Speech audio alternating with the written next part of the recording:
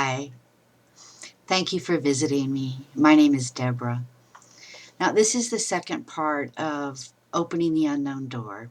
I'm going to do 5 different parts because when we go into opening the unknown door, it can be scary. And there can really be different reasons to go open the door.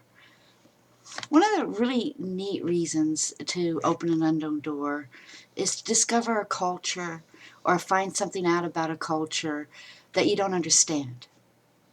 And one of the indicators to know if you need to really go check that out is if you find yourself saying a racial slur, or you hear someone else saying a racial slur, or even you hear a lot of people badgering a particular race. And you wonder why. You know, if you don't even know anything about them, why would you have negative thoughts about them? Now, if you say, well, I'm hearing a lot of negative things in the media and this and that, well, there's always more than one story to every story. So I think looking at a culture's past and looking at where they're trying to go and see what kind of changes a culture is going through. Something that I found myself doing is a lot of the stuff, even on my Facebook thing, you'll see, don't build a mosque toward that center. And I found myself being quite biased. So I started looking on YouTube about different cultures, and I got into the Persian culture and looking at the Persian queens and how Persia really has made a huge difference in this universe. And I think differently now. So, by opening that door that I really didn't know enough about, that I was really being influenced by the media and other things that have happened, I realized there's a lot more to culture than I ever thought. And I'm realizing that the Persian culture is beautiful. And, I'm a woman, so I really look at a lot of things and women issues. And Persian women are some of the most educated women in the world. They're coming up with discoveries and inventions and teaching, and it's just a beautiful, beautiful, beautiful culture. And I grew. So, opening that door was really important to me and for me. So, if you find yourself being biased about a certain culture or person or something like that, dig a little deeper. There's always more than one story. Now, the other part of opening the unknown door that I'd like to kind of go into is why you might want to open an unknown door. There's life things that could have happened in your life that's making you open doors that you're afraid to open. An end of a relationship, and don't close yourself off. Go out and grow other relationships, because relationships is part of being human. Another reason why you may need to open an unknown door is a choice. You want to end a job that you're in, or you're forced into leaving a job, so you have to go out and find another job. And as I was talking in my last video about getting past the gatekeeper, sometimes it's not getting past that gatekeeper. Sometimes it's making friends with that gatekeeper and saying, hey, being human, and, I really need this job. And don't be afraid to put your face out there. And one thing I need to really impress upon you is you only get one chance to make a first impression. So take the time and work on your personal appearance. What kind of face do you want to put out there that represents you? So remember to work on your personal appearance. Nowadays, a lot of people want to have a resume. Not every job's going to want a resume, but take the time and write yourself up a resume. Remember, you only get one chance to make a first impression. And if you can't get past that gatekeeper, you're not going to open that door. So remember, that gatekeeper is one of the most important persons to get to your decision makers. Because number one, if you don't get to the decision maker, you're not going to open the door.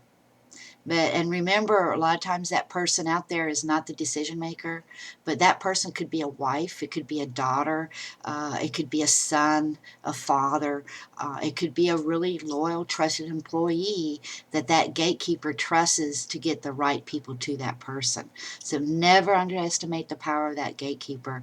I can kind of give you a story that I did. I was up in New York, hiking the Appalachian Trail.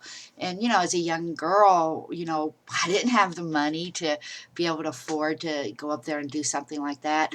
But I didn't want to wait till I was too old. I wanted to do it while I was young and vibrant. So I always thought, well, old people are old. So when I was really young, I went to New York, to hike the Appalachian Trail. And, I was doing waitress work. And there was this Greek diner that had awesome, awesome, awesome food. And, they had a buffet and it just, good food. And I thought, I want to work here because, you're working for money and the food was good. The waitresses did great service. So, they made good tips. So I wanted to work there. So I walk in and go, oh, hi, I want to put an application in. And the woman behind the counter goes, no, we don't need anybody. So I leave. Well, I think I'm going to go back later. She's probably just a waitress or something and just didn't want me there. So I go back later, and there was a man behind the counter. Says, I would like to get a job waiting tables here. I'm from Texas, explained myself a little bit, and he hired me. So I put this really cute little waitress uniform on. I had a little apron and everything, and I was out there ready to serve coffee. I was so excited I got the job. Well, later in the afternoon, that woman came in, and she saw me, and she says, I told you there was no jobs here. What are you doing here? And she fired me on the spot, and I left. So, sometimes going back backfires on you. But I can tell you other stories where they told me no, and then I went back and it was successful. So you don't always take the first no, but realize that gatekeeper could be somebody pretty important to that business, and really respect the gatekeeper. So if you're going to go out that door today and you're going to open up some unknown doors, remember, first of all, put your best face forward. Try. And remember, they need you. So go out there and do something. Oh, I want to say something else. When it comes to getting a job, you should do something that you absolutely love. Now, if you have somebody that's supporting you or you don't really need money, go out and really find something that you're passionate about, because a lot of times you can learn more by working than you can by reading about it or going to school for it. So like if you love animals, get a job working with animals. If you love plants, get a job working with plants. If you like being a mechanic, go get a job doing mechanic work. But do something that you absolutely love. Now, if you do have someone taking care of you and helping you, or you have more than a one income family, you have a little bit more flexibility in that area.